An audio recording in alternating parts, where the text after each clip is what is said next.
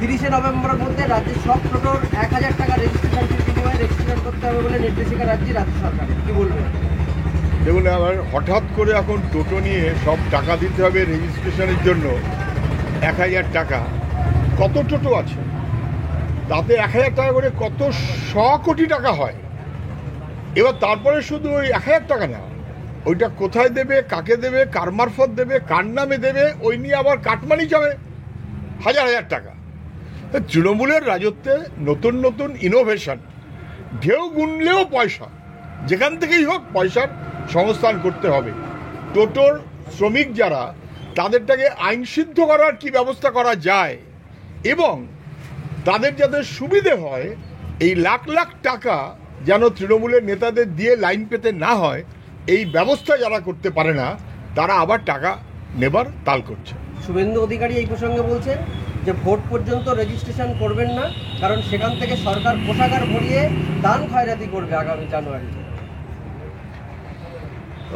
তৃণমূল আমলে সরকারের টাকা দিতে হবে বলে যদি 1000 টাকা নেয়, তার পিছন 5000 টাকার কাটমানি হবে। ফলে সরকারের তহবিলে যতটুকু পূরণ হবে, তৃণমূলের উদরে পূর্তি হবে তার চাইতে বেশ কয়েক গুণ বেশি, এবং লাভের মধ্য দিয়ে সাধারণ মানুষ বিপন্ন হবে। অটো বা টোটো শ্রমিকদের ক্ষেত্রে এখন নতুন একটা ছক তৃণমূল করছে, এটা বোঝা যাচ্ছে। একদিকে সুব্রত বক্সী যখন কড়া বার্তা দিচ্ছেন যে গোষ্ঠীদ্বন্দ্ব কোনো রকমে বরদাস্ত করা হবে না, মমতা বন্দ্যোপাধ্যায় যাকে ঠিক করবেন তিনিই প্রার্থী হবেন, কিন্তু এই অবস্থায় দেখা যাচ্ছে যে মুর্শিদাবাদের ভরতপুরে তৃণমূলের মধ্যে গোষ্ঠীদ্বন্দ্ব বিজয় সম্মেলনীতে, কি বলবেন? তৃণমূলের যেখানে যারা আছে গোষ্ঠীদ্বন্দ্ব, এটা স্বাভাবিক। কেন? কারণ নীতিনিষ্ঠ কোনো দল তৃণমূল করে কে কত করে খেতে পারবে, কে কত বেআইনি সম্পদ করতে পারবে, লুঠের বকরা কার কাছে কত বেশি যাবে, এই নিয়ে নেতাদের মধ্যে লড়াই। ফলে সর্বত্র এই লড়াই আছে। তৃণমূলের দলে পোস্ট পাবার জন্য টাকা দিতে হচ্ছে, পঞ্চায়েতের প্রার্থী হবার জন্য টাকা দিতে হচ্ছে। ফলে সুব্রত বক্সী অথবা কে কি বলছেন বলুন, যে যা মমতা ব্যানার্জি বলবে তাই ফাইনাল। সুব্রত বক্সীও যেন খেয়াল রাখেন, সুব্রত বক্সীর পোস্টটাও কিন্তু মমতা ব্যানার্জির দয়ার ওপর নির্ভরশীল। পিসি না ভাইপো, ভাইপো না পিসি, ওই গুতোগুতি করে কারোর কোনো লাভ নেই, কারণ মানুষের কাছে তৃণমূল প্রাপ্ত হয়ে যাচ্ছে, লুঠের দল হিসেবে পরিচিত হয়ে গেছে। একটু ঘুরিয়ে নাও না, নেটওয়ার্ক হয়ে রয়েছে জাঙ্গে। কি হবেন মমতা বন্দ্যোপাধ্যায়? সুব্রত বক্সী ইঙ্গিত দিয়েছেন, কিন্তু সেই ভবানীপুর নিয়ে আশঙ্কা প্রকাশ করেছেন সিএম। তিনি বলছেন ভবানীপুরের জনবিন্যাস বদলাচ্ছে, পরিকল্পিতভাবে ভবানীপুর আউটসাইডারদের দিয়ে ভরিয়ে দেওয়া হচ্ছে। তো মুখ্যমন্ত্রী শঙ্কা প্রকাশ করেছেন যে ভবানীপুরে বহিরাগতরা সংখ্যা বেড়ে যাচ্ছে। আমি মুখ্যমন্ত্রীকে মনে করিয়ে দিই, যখন অর্জুন সিং তৃণমূলের নেতা বিজেপিতে গিয়ে হঠাৎ জয় শ্রীরাম শুরু করলেন, উনি বহিরাগত বহিরাগত বলে চেঁচাচ্ছিলেন। তারপর অর্জুন সিং যখন আবার তৃণমূলের নেতা ফিরে আসলেন, তখন উনি অন্তর্গত হয়ে গেলেন। তারপর আবার বিজেপিতে গেছেন, অর্থাৎ বহিরাগত। ফলে অন্তর্গত আর বহিরাগত নির্ভর করছে মুখ্যমন্ত্রীর পছন্দে আছে না পছন্দে নেই, মুখ্যমন্ত্রীর দলে আছে না মুখ্যমন্ত্রীর দল থেকে ধান্দাবাজির জন্য বিজেপিতে গেছে, অথবা বিজেপি থেকে ধান্দাবাজির জন্য তৃণমূলে এসেছে। তবে এটা বোঝা যাচ্ছে যে ভবানীপুর নিয়ে মুখ্যমন্ত্রী শঙ্কা প্রকাশ করছেন। সুব্রত বক্সী বলেছেন উনি সম্ভবত ভবানীপুরে দাঁড়াবেন, কোথায় দাঁড়াবেন আমার সাবজেক্ট নয়, কিন্তু গতবার উনি নন্দীগ্রামে দাঁড়িয়েছিলেন এবং হেরেছিলেন। ভবানীপুরের চাইতে নন্দীগ্রামটাকে পছন্দ করে দাঁড়িয়েছিলেন এবং হেরেছিলেন। এবারেও ভবানীপুরের জায়গায় অন্য কোনো জায়গাতে উনি দাঁড়াবেন, এই কথাটা যদি ভাবেন, তাহলে ভবানীপুরে যাবে, সেই জায়গাটাও যাবে, জিতবেন না। উত্তরবঙ্গে বন্যা দুর্গতদের ত্রাণ বিলি করার জন্য যে সামগ্রিক সংগ্রহ বা অর্থ সংগ্রহের কাজ চলছিল, সেখানে পাকা বলে সিপিএম কর্মীরা আক্রান্ত হয়েছিলেন। তারপরে আজকে আপনি এসছেন কোলিয়াট বাজারে ত্রাণ সংগ্রহ করছেন, সিপিএমের মাটি শক্ত করবার অভিপ্রায়। গোটা রাজ্য জুড়ে উত্তরবঙ্গে বিপন্ন মানুষের পাশে দাঁড়াবার জন্য রাস্তায় নেমেছে সাধারণ মানুষ, বামপন্থীরা, এবং প্রথম দিন থেকে রেড ভলান্টিয়ার, এসএফআই, ডিওয়াইএফআই সবাই ত্রাণ বিলির কাজে অংশ নিয়েছেন। সবাই জানে উত্তরবঙ্গে মানে ত্রাণ সংগ্রহ করতে এসেও আক্রমণ হবে, আক্রান্ত হতে হবে। পলাশ গাঙ্গুলি আমাদের পার্টি নেতা, তরিকুল, মোশারফ সহ 8-10 জন ভাঙনের পাকা বলে, এই জল্লাদের রাজত্ব নাকি এগুলো? কেউ কিছু করতে পারবে না।